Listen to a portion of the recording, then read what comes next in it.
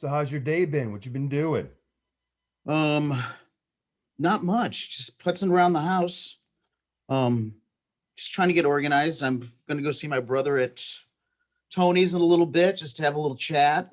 And I'm gonna do a little yard work this afternoon. So I got a full day. Yard Uh, work. I guess the weather's nice, so that's good. Yeah, I like yard work. Nobody likes yard work, Vince. Yeah, some people do like yard work. It's okay. Get out there. There's nobody to boss you around or tell you to do things. You're all on your own. How are Yeah. things going with the new location? Um, they're doing really good. It's very busy. Yeah, they're very happy. What percent are they allowed to have now, capacity wise? I think they're at 50%. 50%? Right. Did I read Y- somewhere that, and we'll talk about what you do now, and we'll go through a whole bunch of stuff, but this is just kind of where we started. Did I Right. read that your brother and the family kept everybody on payroll during the pandemic? That's true. That's crazy. All management and a couple others. Yes. Well, they're family. They've been, I mean, we've all been together for decades. So I think they had to do everything they could do to keep the bigger family, meaning Right. the restaurant, the Tony's family, together and healthy and not in financial straits. So Good they for made it you. work. Good for you. Yeah. Celebrating 75 years. Hmm. Yeah. 75 years restaurant was open in, I don't even know if it's 75 years, 1946. So whatever that is. Right. Yeah. And dad was there for all of them except for the last 2 years. The one thing your father was known for was service and his ability to make everybody feel special. He did. He did. He was very service orientated and he was sincere um, in the fact that everybody was kind of treated equal, and he gave FaceTime and went up to everybody's table if he knew them or not, and wanted to make sure that they were happy. And he did. He did it for everybody, and he was that was this thing. Everybody had to be happy, or he was not happy. And what do you remember about the first few times working at Tony's? Well, the first few times I was working there, I was a real little kid. So dad would take us down, say like on a Saturday night, and we would be in the salad station helping making salads and then run over to the dish machine and help do dishes. And back then it was, you know, 2.5 hour waits and everybody was going full bore. That's when restaurants were really, really busy. There was no reservations. The bar was three deep. Um, Everybody was working really hard for the whole 8 hour shift. Nobody stood around. So I just remember things just being really busy, everybody running, organized chaos, quality. When dad came into eyesight of people, even if everybody was working hard anyway, but maybe their back straightened up a little bit more, maybe they looked a little bit more attentive when he was around because he led kind of with an iron fist kind of thing. It wasn't a it was a dictatorship at Tony's back in the day for sure. He, he ran it, and there was no question about it. On the podcast, we try to document St. Louis. You can't talk about St. Louis, especially St. Louis restaurants, without talking about Tony's. You're the first guest I've had on who was a prep cook in fifth grade. Yeah, I was a prep cook in fifth grade for sure. Yes. Yeah. So, like I said, when Dad would take us down, even younger than fifth grade, this was when even before then, I would take the bus down in fifth grade, and by the time I was in eighth grade, well, the chef taught me how to, first you cut vegetables and clean shrimp. And then next thing you know, he's teaching me how to clean the fish because whole fish used to come in the day that were just big, beautiful things. And then I was showed me how to make soups and sauces. And by the time I was in 8th grade, he could take a vacation and I could order the produce, I can make the soups and sauces, and I could set up the line. Where'd you guys grow up? We grew up in the west part of St. Louis City, right off of Skinker, close to Forest Park. What was your favorite place to eat in the neighborhood? In our neighborhood, there wasn't much. Telena's was still right down the street Nice. at the corner of Forest Park Parkway and Skinker. It's still my favorite Chicago style pizza in St. Louis. Telena's is good, but I don't think there's one around anymore. The one that you're talking about on Skinker, I think it's a Kinko's. It was like a Bernie Federico place, and then it became like a Kinko's. Am I remembering that right? No, that place was at Big Ben and Forest Park Parkway, Oh, okay. I think. Now it's a coffee shop. I think the last time I was at that Telena's, my brother, yeah, Tom had graduated from high school, and they ordered. Remember Telena's? They did those long, square cut pizzas that were Sure. like for like 18 people. Good pizza. They had really good pizza. I like their salads. I like the dressings. Oh yeah, they had really good salads too. Caesar salads as well. I can't make a good soup. You were talking about making soups. I can't make a good soup. Soups are one of my things. I love to make soup. The whole thing about making soup is the base. You need to start off with like chicken bones or beef bones. You need to start off with something like that for like a hearty, savory soup. What's your go-to soup? Go to soup. Um, Chicken and dumpling soup. I like beef barley soup. I like. I just made a potato pancetta and artichoke soup the other day, which was really good. You too? I did the exact. I'm kidding, of course. Well, that one should have turned out fine. I think I could probably live in your refrigerator for a week and be just fine. I've got some leftovers, that's for sure. Where'd you go to high Sometimes school? I do these Zoom cooking classes for people, and I've got more food than I know what to do with. So I read about the Zoom classes. Walk me through that. And for people who are listening, walk them through what you're doing when it comes, to the Zoom classes. To Zoom classes are just like you said, there's Zoom classes, but it's an interactive cooking class where I cook in my kitchen in my house. I send out a ingredients list, an equipment list, and recipes to all the people that are going to be on or participating in the cooking class.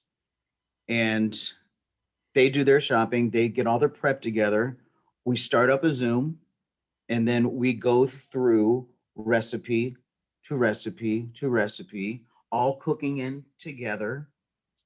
They're all drinking wine. I'm not partaking at that point. I wait until after the fact. And it's basically just a big cook along.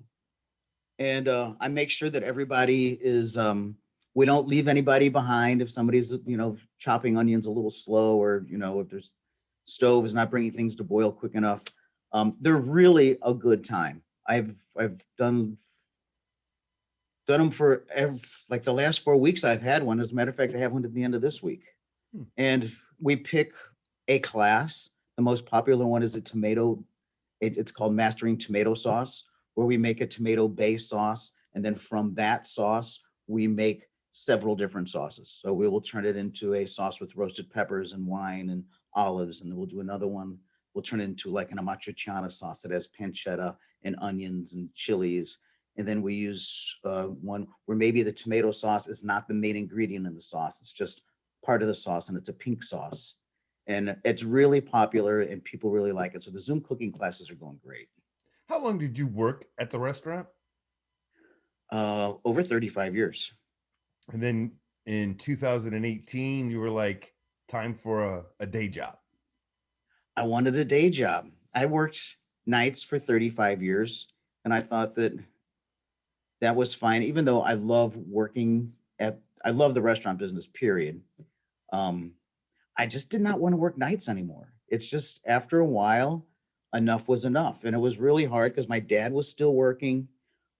Both of my brothers are still working there and are running it to this day. Um, I just I didn't want to do it anymore, and there was no hard feelings. They understood. They totally got it, and yeah, I just kind of went on my way. I started working in a catering company, Where'd you go to high school? CBC, All right, so you're a cadet. Here's why I ask. We had Gus from Gus's Pretzels on right? a previous episode, right? Sure. And he would talk about how proms, homecoming football games, the evening always ended at his dad's place at the restaurant. Oh, is that right? Yeah. Yeah. See, at CBC, you had to, when we were in high school, you had to go to the dinner that was provided. Mm. Well, we never did. We would always go to Tony's for dinner for prom. We'd be like 4 or 6 of us, junior prom, senior prom. And then we would go to we'd show up to prom when it was halfway over. And why wouldn't you go to Tony's if your dad owned a Tony's for prom? That would be crazy So not tell to. me a story about how the date to prom, her dad really wanted to get in good with you so that he could get into Tony's. Well, that's funny because the girl that I dated through high school, her dad was a regular at Tony's, so he didn't have any problem getting into Tony's. That was not really an issue. When you look at what you learned there, and again, I'm a little bit of a foodie, but I mean, I'm not like a chef kind of a person. I don't know how in the late 80s, middle 90s, Tony's got to where it is. Do you remember the journey? Do you remember how you got there? Well, it started long before I was there. It actually started becoming a gourmet restaurant in the late 50s and into the 60s. That's when my dad and my uncle Tony, who was, he didn't talk as much as my dad, but he worked just as hard. So that's when they were running the restaurant, when there was just a Tony's and not an Anthony's. And they were getting awards back then called the Holiday Award, which was the big award to get in the United States. And Tony's was the first one in St. Louis to get that. And they would go to these big award ceremonies. They were always at big cities, and they stayed, at fabulous hotels, and they would do these diner rounds in really nice restaurants. And then into the 60s, some other restaurants in St. Louis started getting it, and the holiday awards were very popular. And then in the late 60s, that's when the restaurant first got the 5-star award, Hmm. which was the big one that Mobile gave out. And we had that for 28 years. So it was all about evolving. It was a when my dad first took it over, when my grandfather died, it was only open for breakfast and lunch. There And was your a dad was dine. still in high school. He was still in high school, right? And he went to SLU High School, and the Jesuits let him work in the morning at the diner, and then he would take afternoon classes. Graduate. He didn't pass away. My grandfather didn't pass away until he was a junior. Anyway, they let him do all that. But yeah, he took it over when it was just they served breakfast and lunch. So it was not even close to being a fine dining restaurant. And then he just kept on changing and upgrading, investing a lot more. Anytime he made any money, he just put it right back into the restaurant. And he and my uncle built it up to be, what it is today. Of course, my uncle left Tony's and started Anthony's in the 70s. And then my dad ran it until I started, and then when I started in the 80s, and we ran it together along with my brothers for a couple decades. A couple things I may have gotten wrong, and I apologize. The dress code. First St. Louis restaurant with the dress code. That I don't know, because back in the day, everybody wore a coat and a tie when they went out anyway. But we were very strict on our dress code up until maybe 10 years ago, when people just did not want to wear a sport coat no matter what. And there was still a lot of business travel at the day. And it got to the point to where businessmen weren't even traveling with sport coats anymore. So we've relinquished the sport coat rule. And oh my God, some of the customers they did not like that at all. They wanted, and for good reason. Their wife's getting all dressed up. They're getting dressed up. It's birthday. It's an anniversary. They want to go someplace special. They want to look special. They don't want to be sitting next to, some people that maybe didn't look so special. Was Tony's the first restaurant to have wine glasses and wine menus on the table? I'm sure in this city, I'm sure, absolutely. So when you I don't know. I don't know that for a fact, but I can't imagine who before them would have. explain the 50s test, The 50s test. questions, 100 questions. Oh, so yeah.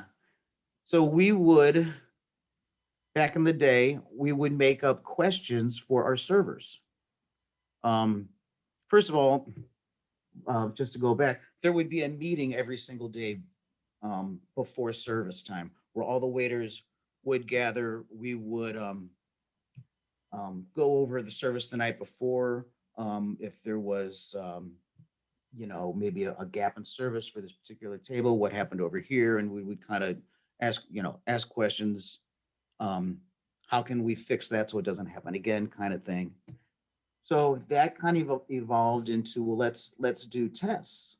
So it'd be like, name the five, most common red grape varietals. Name the most important wine region in France, and so on and so forth. And then it would also be service. What kind of sauce is on the quail? What what side do you serve from? What side do you pick up from? And it would be all these serving questions that servers should know. They should know what sauce is served on the quail. They should know, the Bordeaux region of France, and they should know that you know, pick up from the left, and so on and so forth. So, What and kind we of would sauce do should that. go in a quail? We did a green peppercorn demi glaze on the quail. Really good sauce, by the way. And I've been Tony's not as many times as I wish I have been in Tony's, but every time's great. Explain to me the whole concept between the three people on the table, each have their own role in regards to the service part. Right. So, um, each each station has 6 tables, and each station has 3 servers. One is the captain, who is ultimately responsible. That's like his little fiefdom that he's in charge of. And then there's one server that's in charge of beverages and dessert for all 6 tables, Hmm. taking the order, delivering it, also taking the order for wine and having wine knowledge. The captain also would do the wine. Then there was a food man, and the food man, um, he was in charge of which all the jobs, first of all, are really hard, but I thought the food man job was especially hard. They had, so all the food was cooked to order for every table. It was his job to order all the food for every table, time every course for every table. So if they're going to have uh, an appetizer, a salad, and an entree, he had to order the appetizer, figure out the timing. Then he has to know how long each appetizer takes to cook. So, say this shrimp dish only takes, say, 7 minutes, and this one particular pasta dish, since all the pasta is made from scratch, takes like 15 minutes. So he's got to figure, okay, it's going to take me 15 minutes to get this food. I cannot order the salads because they will be warm, because they'll be sitting in the window. So he's got to wait for that. I can't order the entree yet because it would come up too soon, depending on depending on what they order for an entree. If they order an ossobuco, which takes a half an hour, then they would order it right away. But if there's some veal scallopinis, then you would have to wait. That job was really kind of hard. So those 3 guys kind of ran the world, their little world of 6 tables in the restaurant. And then, of course, there was 6 other stations for, say, the 36 tables that were in the restaurant. How long does escargot go in the microwave? Well, it doesn't go in a microwave. It goes in an Oh, oven, and it doesn't take too long. That was kind of quick back in the day, honestly. So the escargot would take, say, 8 minutes in a really high oven. did you go to culinary school? I did. I went to the Culinary Institute of America right out of high school. I pretty much knew I knew that I wanted to go there, and there was a 2-year waiting list at the time. So I applied when I was a sophomore in high school, so I could go when I was graduated high school. And where is that school? That is in Hyde Park, New York. And how long did it take to graduate? 2 years. And then you came back and just right the next day started. I mean, the next Dad shift asked me was how that long when I you, wanted to take off, and I said, "How about the summer?" And he said, "How about 2 weeks?" So it was 2 weeks, and yeah, so I came back. I cooked. I actually came back. I cooked at Tony's for a little bit. Then I was the sous chef at our restaurant, Anthony's, for almost a year, um, which was great. I loved working there. Then I went back to Tony's, and then I started doing stages. So Dad knew people that own five-star restaurants around the country. So I went to San Francisco and worked at a restaurant called Ernie's for a little bit. Came back, went to Chicago for a little bit at a five-star restaurant called La Francais in Wheeling. Came back, did a little stint in LA, Atlanta, and then came back for good. you see the cooking movies like Burnt with Bradley Cooper. Do you see that one? I did. And they talk a lot about the behind the scenes, a lot of drinking, a lot of craziness. You seem like you're an even keeled kind of a guy, but when you see movies like that, are they true to form?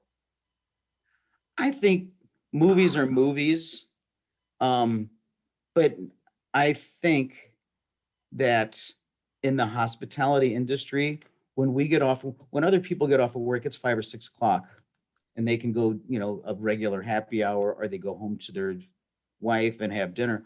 When we were getting off of work, we were getting off of work at midnight, or on Saturday nights, it would be 2 o'clock in the morning.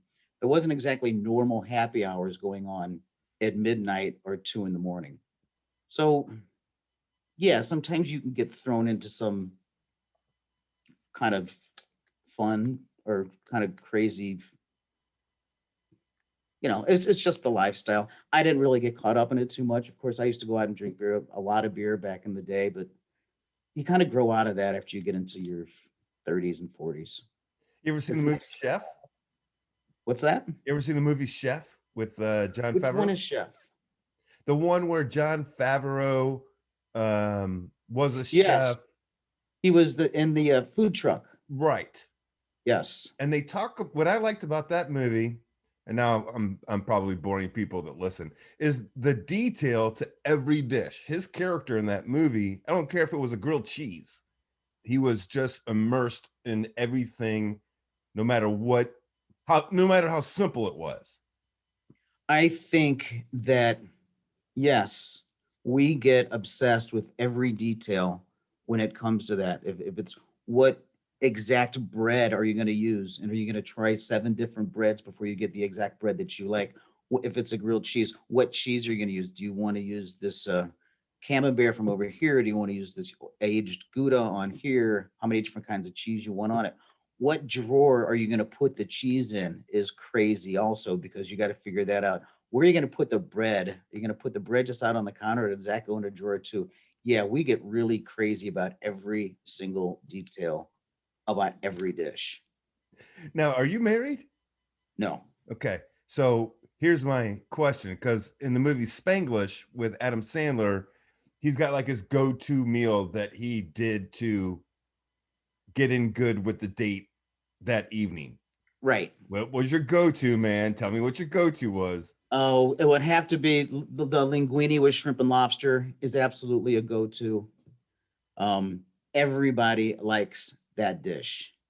And yeah, that's the one for sure. It's still on the menu at Tony's. It's great. As a matter of fact, I make a version of that in my of Zoom cooking class. So where do you get good lobster in St. Louis for your classes? Well, that dish doesn't necessarily need fresh Maine lobster. You can use some uh, rock lobster tails or the spiny lobster tails, which works out just fine. And you can get those at Bob's. Over in Olivet? Yeah. I've been there. That whole area is going to be ripped up because they're putting in some kind of a complex. Do you know what I'm talking about? I do. Yeah, I heard it. They were talking about it on the news the other day. It's going to be another, I don't know, Costco or a Walmart or something. Like a big box kind of a place. Right. So when Bob's goes away, where do you get your seafood? Well, that would be the only thing that I actually get at Bob's. There's a couple good seafood places. Right now, I am going to Stars. I So don't know. Stars is on Big Ben. It's been there for, I'll bet you it's been there at least 20 years. I did not know that they sold fresh fish. Hmm. And I was talking to a buddy of mine, and he said he happened upon it. This is about, I don't know, 6 weeks ago. And so it turns out they're getting a lot of their fresh fish that I got all my fresh fish from at Tony's. So I know exactly where it's coming from. I know about the company very well. So there's no reason why I would not get my fish from them. I saw a horrible documentary on Netflix called Seaspiracy. Have you seen that? I have not. Uh, Actually, I don't. just saw it. I have not, but I just saw it last night, and I thought it had to do something with plastic in the ocean, so I didn't watch it. It's depressing. We're ruining the planet. The thing that I remembered the most was, we're throwing away our recyclables. We're trying to do our part. And these Right. fishing companies, and they don't name, I don't think they name like a Gordon's. I don't think they name like a company, but they're leaving behind enough nets. This is the stat to circle the globe 500 times. And so me and Isn't my that little, crazy? you And know, see, it makes no sense to me. That's where they make their living, and they're gonna leave still all their trash there. I think it's a shame. I don't know why the governments don't crack down on that. too much money above my pay scale. Okay, two last Tony's questions. I usually know two or three questions that I want to ask, right? Right? And then we'll go back and talk about more what you're doing now. Is it true Tony's was the first restaurant to ever close on a Monday? Yes. Can you Um, elaborate? that was when um, Tony's was really, really busy, and I think my uncle was still there at the time, and my father was never home. Like I only saw my dad on Saturday mornings when he came to our soccer games and on Sunday nights. And he was just Monday was the slowest night of the week. And he said, we're closing on Mondays. We're open up 5 days a week. That way, and it's easier that way in general because you don't really have to make a schedule for anybody. Everybody in the restaurant works Tuesday through Saturday. There's not a 6 days to kind of, throw a wrench into the works. And it's a lot easier. So yes, he did it because he needed a break. And now everybody does it. They sure do. Your brother has a funny story about the coffee. Do you know what I'm talking about? No, I do not. So the coffee, the way the story goes is your dad's in New York and the fancy restaurant is serving ground coffee. And so he's like, that's what we're going to do then. We're going to have all of our coffee ground. And somehow he's at the vendor who doesn't know who he is. And he points to the beans of coffee that are over in the corner. And the vendor says, yeah, we got some lunatic in St. Louis that we got to keep this coffee this way. And then your dad fired him.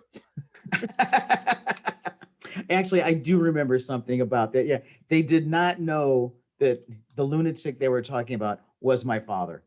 Yeah, because it goes back to what you were saying earlier about the chefs, everything being so particular. We, and it's all started from, he was particular about everything. It's not just the food. It was like the coffee, of course, the hot tea service that they have at Tony's with the silver teapots and putting the loose tea, not a tea bag of any sort, into the pot, letting it steep, and then having another separate teapot with a very specific tea strainer that you would pour the the steep tea into the other pot while using the strainer, and then again taking in another strainer and putting that on the cup and then pouring it in front of the customer. everything is, yeah, very specific and nice. So now you're going to see your brother today in Clayton, right? I am. I've not been to the new place. Sounds like it's maybe a little smaller, but still Tony's. It is smaller. It's about half the size. Um, Still Tony's, absolutely. Um, it's a beautiful space. They designed and decorated, and it's the way it's laid out. Yeah, it's great. You should go as soon as you can. It's really nice. And as we move on to what you're doing nowadays, who is Richard Nix? Richard Nix is the gentleman that owns Butler's Pantry. I went to school with Ricky, grade school, that is. And when I was, and I had been looking around to move to a daytime job for years.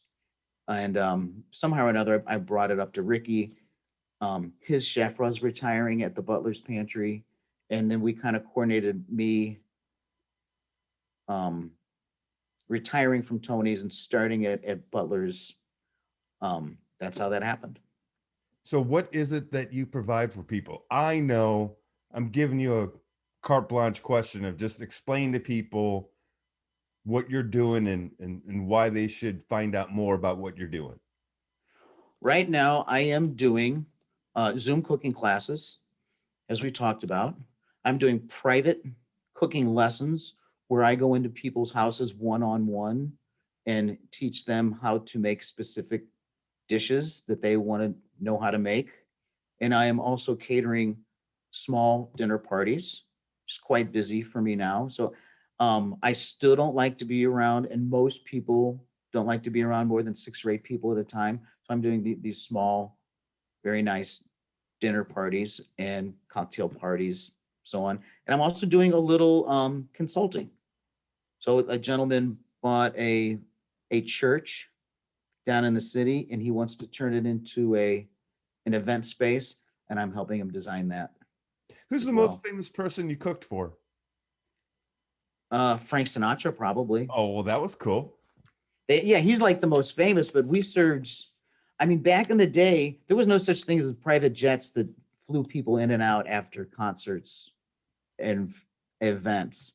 So, of course, the names sound a little dated, but I mean, anybody and everybody that was in St. Louis in the 60s, 70s, 80s, early 90s, they all came to Tony's. And it's just what it was. Do you remember what you made, Frank? I think he had pasta with clams to start off with, and I don't remember what he had for dinner. When people said just have the chef make whatever he wants, what would you make? Well, see, I would always have to ask a few more questions because Okay. I didn't like to do it just like that. I always ask, how do you like to eat? Would you like to start off with an antipasto, like something cold, and then go to like a pasta course and then an entree?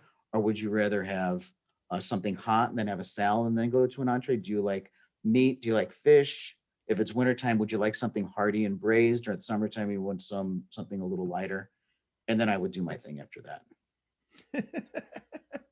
I mean, the stories that you must have in regards to who you served and food you. What was the oddest request somebody had of you? Oh my God, there are so many. I can't I can't even. There was this one woman that had to have her food so hot it had to burn her tongue, literally. So at Tony's we had the carts and we did the French service and we Right. had the burner, the alcohol burner. We would keep her food in a metal pan on the fire on the cart next to her table. So when she would take like her fourth bite or whatever bite was left on the plate, we would put something, burning, boiling hot right onto her plate so she could eat it when it was still sizzling. I guess it And the takes thing all about time. that wouldn't have been so weird if it happened once, but she used to come in kind of often. So it was like, oh God, here she comes. Burn until I can't taste it. Pretty much. What's And I guess something? that wouldn't have been so weird, but we just did it so much that it was, you know, roll your eyes. But there's a lot of people with eccentricities, I guess. So you just get used to them. After a while, they're not even weird. What's your go-to vegan dish? Vegan. Um, I'm even though a lot of people make fun of it, I like tofu and I like chickpeas. So if you can prepare tofu or chickpeas any way you can prepare like any other kind of protein, I'm good with it. And I love Indian food. Really? So yeah, and a lot of Indian food is vegetarian and a lot of it is vegan. So I'm good with that. As a matter of fact, a good buddy of mine is from India, and he cooks incredible Indian foods. I had to cook a vegan dish, and I didn't have time. I was really busy over the holidays, and I'm like, how do you make this? I don't forget. We were at your house, and he goes, "Why do you need it for us?" I said, "I need it for this party I'm doing." He goes, "I'll cook it for you." So he actually cooked a dish for me that I actually served somebody. Maybe I shouldn't say that, but it was really good. I can't cook Indian because I've lost too many shirts to curry spill. Well, you have to just put on a pre-stained shirt when you start to cook Indian. The That's all shirt I there is ruined to it. before when I made my last That's curry dish. that's what I do. That's what you do. What do you think about these satellite kitchens that are popping up? Kind of sounds like maybe you might evolve into something like that. I think they're a great idea.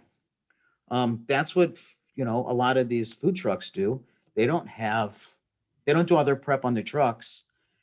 They do it in one of these satellite kitchens. They do it in the satellite kitchen of a kitchen of a church, or people are building them now. I know Ford's from Ford Hotel Supply. They they made one where it's 24 hours a day. So if you need food out at 6 in the morning, you can go at 1 in the morning, night before, do all your prep and be out in the morning. So I think they're a great idea. As a matter of fact, I might get to the point to where I'm going to need one. Eh, I'd bet that probably is in your future. Did you go to Soulard Market and pick up stuff there? They've got a pretty quirky meat market in there that I get some stuff in. Right. But not so much Soulard Market. I like Tower Grove which as a matter of fact, I think their first week was last week. I like Tower Grove. I think they get more than anybody. So I'm good with Tower Grove. I work near Kirkwood Market. Hmm. Their fruit's pretty good. Their fruit is really good, and they have some pretty good baked items over there as well. I like that. And Schlafly's has one that's pretty good. There's a lot of little ones, but I think that when it comes down to it, all the farmers want to get in to the one at Tower Grove. So as we get ready to wrap this thing up and do a St. Louis 7, I'm always curious when it comes to chefs, people who are Hmm. really good at what they're doing. What is it that if you don't cook for a week, what's the one thing you just have to do because you've missed it so much, not having done it for a week? I would say that I would have to cook some pasta. Pasta. Yeah, You make it that was my yourself? dad's favorite. I did. It doesn't have. It could be any kind of pasta, but I like pasta, and I think I got that from my dad. You can do anything with it. It's versatile. You can cook any vegetable in it. You can put any meat in it. Um, I like it. With my 3-star palate, when I go into restaurants, tortellini's the dish. I love tortellini. Well, tortellini is delicious. Yeah, I love it. That's good stuff. It's like when you go to Mexican restaurants, you got to try the tamale. Right. When you go to an Italian restaurant, and again, I don't have a 5-star palate or pocketbook, but the Tulane is kind of how I gauge if they're any. Tortellini is a good go-to, and there are a couple restaurants around that do it really good. So as you look into what you're doing, and again, appreciate it. We never met each other. I've enjoyed this. Um, I don't know post-pandemic what's going to be more important, whether people go to restaurants or the restaurants alter what they've learned since the pandemic. You got a opinion on that? I think that restaurants have to learn a lesson at this point, at least for the next year, about spacing tables out because people don't want to be that close to each other nowadays. Um, I think that's really important. Um, and I know a lot of people that are they're ready to bust down the doors and go anywhere and will hug anybody, and it doesn't matter. They're just tired of not doing what they're used to be doing. But there are still a lot of people that are, even they're all, all vaccinated up, they're still like, yeah, I will go out, but I will only go out if I can eat outside, which I think outdoor dining is gonna, if you don't have one now, and if you're not starting on an outdoor dining, you need to do it. And people are just going to be cautious moving forward. I say for at least 2 years, because you're not going to forget this very easily, being locked up for a year. So people are going to be a little bit cautious. Most people, I think, will be cautious. And I think restaurants need to be aware that people are going to be leery about being on top of each other inside their restaurants. Did I Because read I something about how you thought because 50%, 75% is going to be the norm, that chefs will be cooking in that unused space? I don't know. I don't know if they're going to be cooking in any unused space. I think that space might turn into we have French service at Tony's still, but we don't have the roll around carts. We just have it in certain areas. They might make wine displays. They may do this. They may do that. Eventually, when it comes down to it, you need. And I'm putting kind of backstepping on what I said about um, keeping space open so people feel comfortable. But you have to remember, restaurants have to use every single bit of their space to make money. It's hard to make money when restaurants are at 100% capacity. So when you're down to 75%, your restaurateurs are, they're kind of like squeezing it every penny just to make things work. So so I think it gets to the point where, yeah, be considerate of the guests' thoughts now, but they restaurants still have to make money, and they've had a hard year, and it's not going to be any easier going forward with limitations and people being scared to go to restaurants. So I think there's a few fine lines that people are, whether it's customers or the restaurateurs, are going to have to. There's going to be a lot of living and learning in the next 12 months, I think. All right. So again, get ready for St. Louis 7. Last question. And we've had, a lot of famous sons of people who are famous, right? Mm-hmm. And the following question is just like out there for you to reply, no wrong answer. What was it like growing up being a Bommarito? I honestly didn't think about it too much. Um, I and to this, I have the same friends I had when I was in kindergarten are still my best friends today. Of course, I'm lucky enough to have, I think, a big circle of friends. I never really thought about it. I hung out with the same people. I did the same thing that everybody else did. Um, when I was little, obviously, I didn't think too much about it. I kind of like the idea of, in my older years, I could walk into a restaurant and I could get a table right away. That was fine and dandy. And a little extra service, and maybe, a glass of wine every now and then, because, we're family friends. That never hurt. But I didn't, I really didn't think too much about it. I was just, as far as I considered myself, I was just Vince, and I just did my thing. Nicely done. Hey, good time. Appreciate it. It was a good time. Thank you so much for thinking about me. I looked at all your previous podcasts, and there's like a lot of sports people and a lot of St. Louis um, icons, and I'm flattered that you asked me to do this. So thank you so much, David. Well, here's the one thing about Tony, and thank you. Here's one thing about Tony's, I think it's great. For people born and raised in St. Louis, right? That restaurant has created a memory that everybody cherishes. Yes, And yes. that's a nice thing to hang your hat on. It's funny that you say that, because now you, I run into people that I've known in the past, or acquaintances, or maybe I've never met, and they would say, I remember when my grandparents took me there, or I remember when I went to prom there, or I remember this anniversary there, and that never gets old. To me, that's really special that they think of a special occasion or a fond, they think fondly of an occasion, and Tony's had a part in it. And a That's front-handed really cool. compliment, not a backhanded compliment. If I have had a good time at Tony's, you probably helped contribute to that evening being a good time. I like to think so. And now, man, I see this whole your own kitchen thing happening. Yeah, we'll see where that takes me. Do you stick to Italian? Is there another passion of yours? I like all kinds of food. Right. So I have, I can cook any kind of, I was trained in classical French, but um, I cook it. So I'd say I cook international cuisine with Italian overtones for sure. Do you know Moonsukso over at Drunken Fish? I do not. So he's got the Korean barbecue thing going on.